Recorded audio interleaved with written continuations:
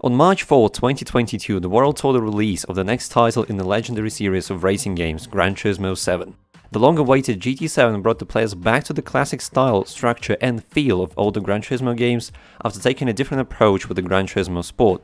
It took what was perfected in GT Sport and combined it with the classic features that define Gran Turismo series to create an outstanding game. The game that will satisfy hardcore fans as well as new players for the years to come.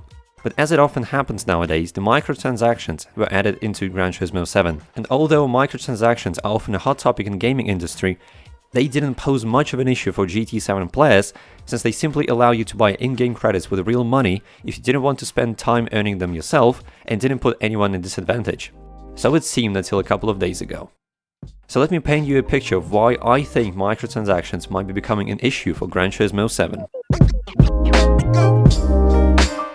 Along with other classic features, Gran Turismo 7 offers different ways of purchasing cars: Brand Central, used cars and legend cars.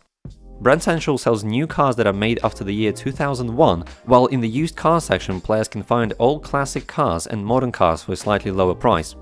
But we are going to focus on legend cars, a place that offers players iconic, rare cars that hold a special spot in automotive history.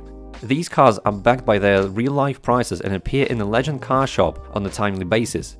That means that the players have a limited period of time to purchase these cars before they disappear from the shop for an unknown amount of time. Each car usually stays in the shop for around 2 to 3 days, and given that there are more than 400 cars in Gran Turismo 7, it might take weeks if not months before it reappears. As you can imagine, it encourages people to come back every day to check what new cars they can buy, but also to get new cars as soon as they appear, because no one knows when they're going to be back in the store. And as always, players have an option either to play the game and earn credits this way, or save their time and effort and buy credits with real money.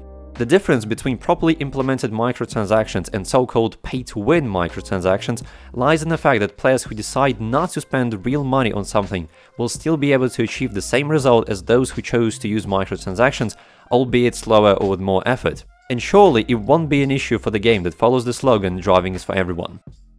A few days ago, Gran Turismo 7 received an update which, among other fixes and changes, have adjusted the amount of credits players receive for completing certain races. Most importantly, it lowered the payout for what was considered as the most efficient credits-making race, Fisherman's Ranch Dirt Champions. Now, the maximum a player can get for this race is 45,000 credits for just under 4 minutes of gameplay.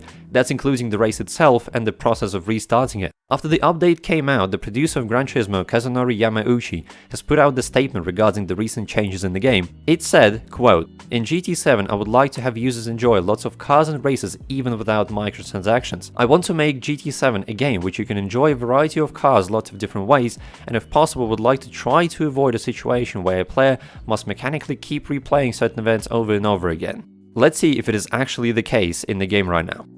If you navigate to the Legends car shop as of the recording of this video, these are the cars on offer. A beautiful McLaren F1 listed at 18.5 million credits, and an iconic Porsche 917K for 18 million credits. It'll be very cool to own and drive these cars, am I right? Let's see what options we have to do it. First way, the fast one. Go and buy in-game credits for real money.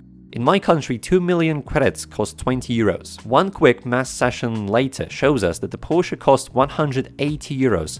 And the McLaren 190 euros. So for both these cars we would have to pay 370 real-life euros. It is quite a lot, but these are very rare and iconic cars, so it's most likely a fair price. Now let's see if we could avoid paying real money and earn this amount of credits by just playing the game. We go and do one of the most efficient credit-making races, Fisherman's Ranch Dirt Champions. If you master the track, you'd complete the race in just over 3 minutes, plus post-race screens and restarting the race adds up to give or take 4 minutes of pure gameplay to earn 45,000 credits. To earn enough credits to buy the Porsche, we would need to complete 400 races. 400 races by 4 minutes gives us almost 27 hours.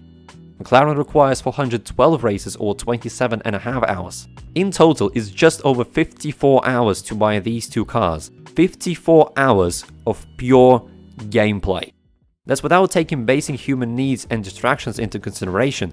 You know, those useless things like eating, sleeping or going to the toilet. Regular working schedule has a person working 40 hours a week, just for the comparison. And here we are talking about 54 hours of non-stop gameplay. And a player doesn't have the whole week to do it too. Let's assume that the cars stay in the shop for 4 full days. That would require 13.5 hours of playing a day.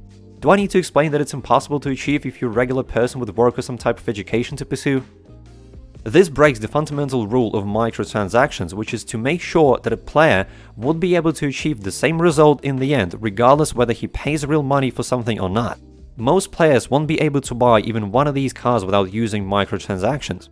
I guess driving isn't for everyone, but only for those who either have spare 150 plus euros in their pocket every few days, or those who can dump 20 plus hours into gaming within 4 days just to buy one car.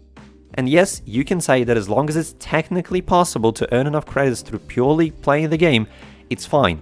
But not only it's unfair to put players in the position to either give up their day-to-day life or a good chunk of money just to enjoy something on the video game, it's also completely contradicting with the statement released by the devs a few days ago. It's simply impossible to enjoy lots of cars without microtransactions or spamming one race. I think the root of this problem are not the microtransactions themselves, but the fact that the prices of the cars in the game are tied with their prices in real life. It does make sense that in real life certain cars are expensive and not everyone can buy them, it's common sense. But video games are not real life. They're made for enjoyment and fun pastime.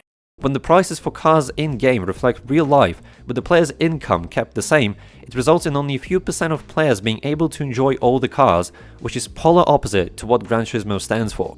The possible solutions to these issues are either increasing the payout for all the races in the game to a point where a player can enjoy different aspects of the game without thinking that they're not earning credits in the fastest and the most efficient way, or completely dropping the idea of car prices being tied with real life and base their price on how much average player earns in the game.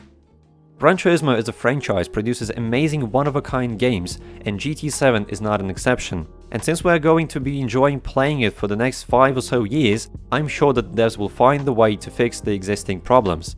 As Kaz said in his letter to the players, we will in time let you know the update plans for additional content, additional race events, and additional features that will constructively resolve this, so there is hope. Please let me know in the comments what are your thoughts on this matter and what do you think is going to change within the game when it comes to accessibility of legend cars. Thank you so very much for watching, I hope you have a beautiful day and I will see you next time.